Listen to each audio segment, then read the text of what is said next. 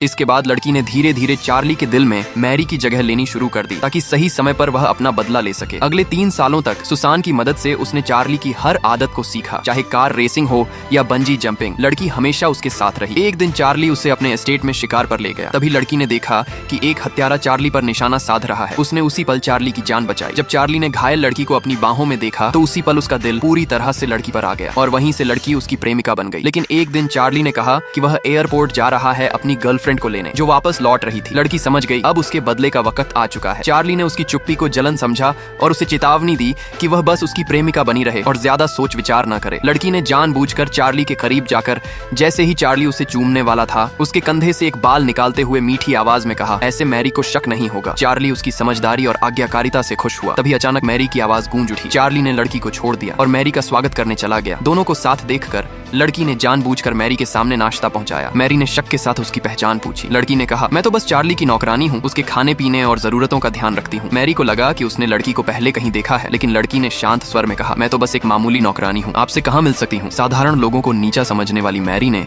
अपना शक छोड़ दिया, लेकिन वह इतनी सुंदर औरत को चार्ली के पास रहने नहीं देना चाहती थी। चार्ली ने बिना सोचे मैरी की बात मान ली और लड़की को तुरंत जाने का आदेश दिया। लड़की को सचमुच सामान पैक करते देख मैरी उसके पास आई और उसे थप्पड़ मारते हुए डांटा कि वह चार्ली की चीजें चुरा रही है। लड़की ने दयनीय आवाज में कहा, यह सूटकेस सिर्फ मेरी अपनी चीजों से भरा है। चार्ली भी खुद को रोक न पाया और मैरी से कहा कि उसे जाने दो। ये देखकर मैरी का शक और गहरा गया। उसने लड़की की रोक टोक को नजरअंदाज किया और सूटकेस खोल दिया। चार्ली हैरान रह गया जब उसने देखा कि उसमें उनके साथ बिताए हुए पलों की सारी यादें थीं। उसी वक्त मैरी को उनकी एक तस्वीर भी मिल गई। मैरी गुस्से में लड़की को सजा देने बढ़ी, लेकिन चार्ली ने रोक लिया। उसने कहा, ये लड़की तुम्हारी सजा के लायक नहीं है, और फिर मैरी से कहा कि उसके लिए उसने एक सरप्राइज पार्टी रखी है। यह सुनकर मैरी ने लड़की को कूड़े की तरह लात मारकर किनारे फेंक दिया और चार्ली के साथ चली गई। इसी बीच सुसान चुपके से चार्ली की विला में आई। वह लड़की को मैरी के हाथों अपमानित होते नहीं देख सकी और उसे समझाया कि बदला लेने की योजना छोड़ दे। लेकिन लड़की ने कहा, चार्ली अब पहले से ही डगमगा चुका है, अब वह आखिरी कदम उठाएगी ताकि पूरी तरह से मैरी की जगह ले सके। उसी रात लड़की ने वेट्रेस का भेष बनाकर